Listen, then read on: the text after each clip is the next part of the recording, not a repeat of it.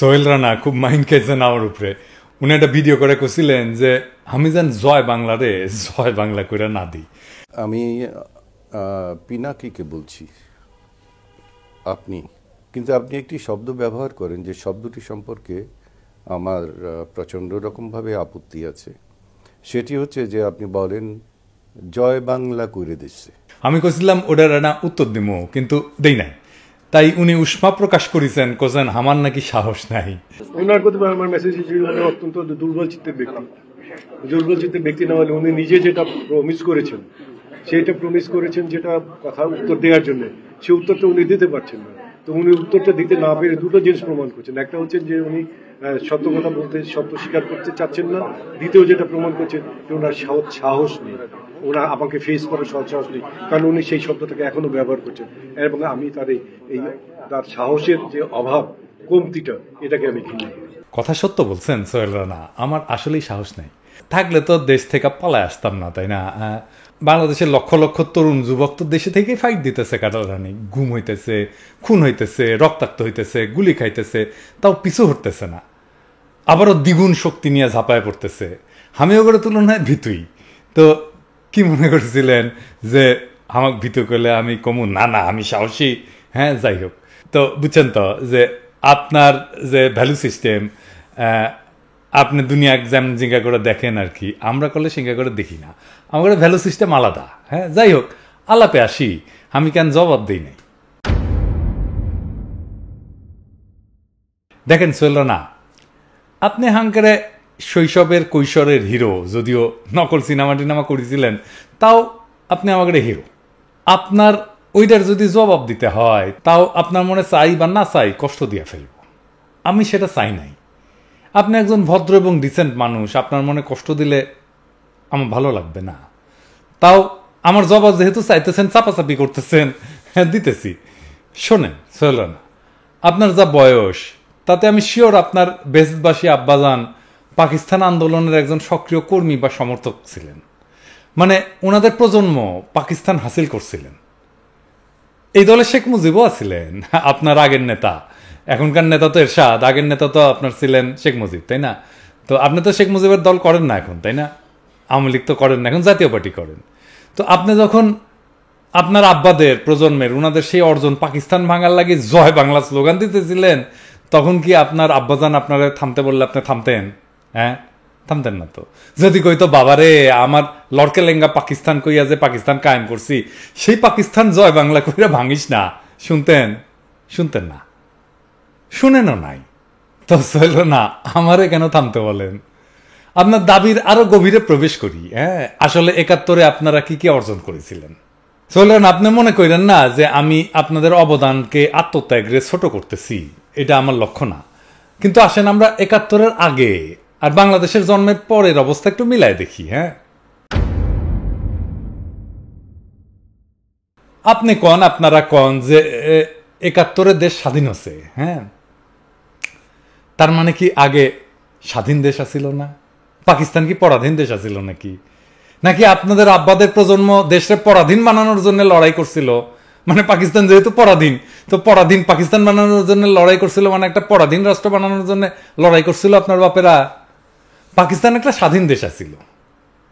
আপনি এবং আপনার প্রজন্ম সম অধিকার নিয়ে পাকিস্তানের নাগরিক ছিলেন। আপনার ভোটাধিকার ছিল, আপনি ভোট দিয়ে আপনার নেতা নির্বাচন করতে পারতেন, আপনার বাক স্বাধীনতা ছিল, রাজনৈতিক অধিকার ছিল, কথা বলার অধিকার ছিল, সমাবেশের অধিকার ছিল, বিক্ষোভের অধিকার ছিল। ৭ই মার্চে শেখ মুজিব যে ভাষণ দিছিল ওইখানে রমনায়, তো ওই মিটিং এর পারমিশন কি পাকিস্তানের পুলিশের কাছ থেকে নিয়ে করছিল শেখ মুজিব? করে নাই তো। এখন আপনারা পুলিশের পারমিশন নিয়ে সমাবেশ করা লাগে। ৭০-এ আপনি আওয়ামী লীগের ভোট দিতে পারছিলেন না নাকি পারেন নাই? পারছিলেন তো।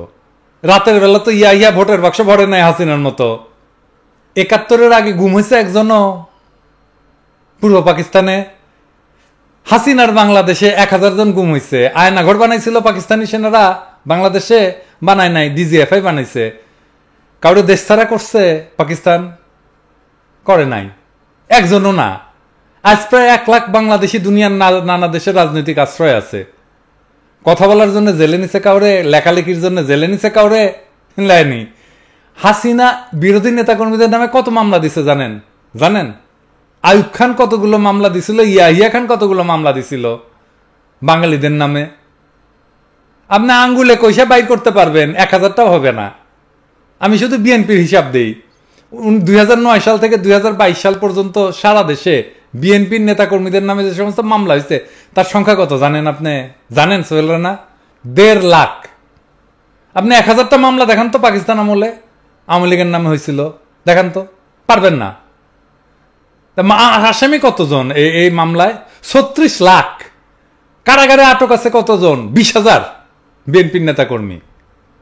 পাকিস্তান আমলে কয়জন কারাগারে ছিল বিরোধী দলের নেতাকর্মী? আওয়ামী লীগের কতজন নেতাকর্মী কারাগারে? হিসাব করেন তো দেখি। হাসিনা কত মানুষ মারছে তার হিসাব আছে আপনার কাছে? 1948 থেকে 1971 24 মার্চ পর্যন্ত পাকিস্তানের পুলিশ কয়জনের মারছিল বলেন তো? 21 ফেব্রুয়ারিতে 4 জন 5 জন, 69 আসাদ, এ তো মোট 6 জন। আর কত আছে? আর হিসাব আছে? আর কিছু আছে চুটকা চাটকি, ওই যেমন এই যে খাপড়া ওয়ার্ডে কয়েকজনকে মারছিল। তো ধরেন সব মিলা কতজন? 20 জন, তার বেশি হবে না, খুঁজে বের করতে পারবেন না। আর হাসিনা 5ই মেতেই কমপক্ষে 200-র বেশি আলেমরে মারছে। পাকিস্তানের টাকা লুট করে কি কানাডায় বেগমপাড়া বানাইছিল পাকিস্তানিরা? পাকিস্তানে কি দুর্ভিক্ষ হয়েছিল? হ্যাঁ, বমি চাইটা খাইছিল পাকিস্তানের মানুষ? বাসন্তী কি জাল পড়ছিল পাকিস্তান আমলে? পাকিস্তানের কবিরা কি লিখেছিল যে ভাত দে হারামজাদা নইলে মানচিত্র খাবো? পাকিস্তানে কি ফ্যাসিবাদ কায়েম হয়েছিল? তাহলে কি স্বাধীন করেছেন দেশ সোহেল রানা? মুক্তিযুদ্ধ করেছেন, মুক্তি মানে বুঝেন আপনি? গোটা দেশকে হাসিনার বর্বর শাসনে শৃঙ্খলিত কইরা এটা আপনি করছেন মুক্তি? বাংলাদেশের মানুষ মুক্তি পাইছে তো কিসের মুক্তিযুদ্ধ? এটা কি স্বাধীন হয়েছেন আর কি মুক্তিযুদ্ধ করেছেন? এটা জবাব দেন এখন। এগুলো তো কভার চাই নাই, আপনি তো জোর কইরা খুঁচায় বাইর করলেন এই কথাগুলা। আর এই সবকিছু হয়েছে জয় বাংলা স্লোগান দিয়া, মুক্তিযুদ্ধের চেতনা বাস্তবায়নের নামে। বাংলাদেশের সমস্ত প্রতিষ্ঠানকে ধ্বংস করা হয়েছে এই মুক্তিযুদ্ধের চেতনার নামে। আদালতকে ধ্বংস করা হয় নাই? টাকা দিয়ে রায় কেনা লাগে এখন হাসিনার আদালতে। হাসিনারই প্রধান বিচারপতি হাসিনাই নিয়োগ দিছিল, হাসিনা পছন্দের মানুষ সুরেন্দ্র সিনহা। তার একটা রায় পছন্দ হয় নাই, তারা কেমনে করে দেশ থেকে বাইর করলো দেখছেন না? দেখেন নাই? দুনিয়াতে এরকম আর একটা এক্সাম্পল আছে। আর্মি ধ্বংস করছে না বিডিআর বিদ্রোহের নামে? জিন্দেগিতে দেখছেন আপনি এইভাবে আর্মি অফিসারদেরকে এইভাবে গুলি করে মারে? দেখছেন জিন্দেগিতে? পুলিশ ধ্বংস করেছে না? হ্যাঁ, পাকিস্তান আমলের পুলিশ তো ছিল জনগণের পক্ষে, এই পুলিশ তো জনগণের বিরুদ্ধে। নির্বাচন কমিশন ধ্বংস করেছে না? প্রশাসন ধ্বংস করেছে না? আর্থিক খাত ধ্বংস করেছে না? একটা দেশের নাগরিকের যে ন্যূনতম অধিকার থাকে সেটার কিছু আছে? কিছুই তো নাই। তাও এটারে কওয়া লাগবে মুক্তি, এটারে কওয়া লাগবে স্বাধীন। হ্যাঁ, খুব আবদার।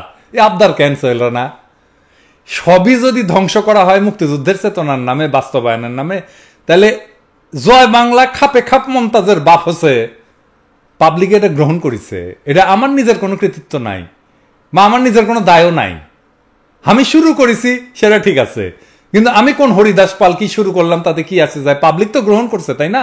আমি যেটা শুরু করবো পাবলিক তো সেটা চাইলেই গ্রহণ করবে না, যদি না খাপে খাপ মমতাজের বাপ না হয়, যদি না সেইটা টিউন্ড হয় গণমানুষের সাথে।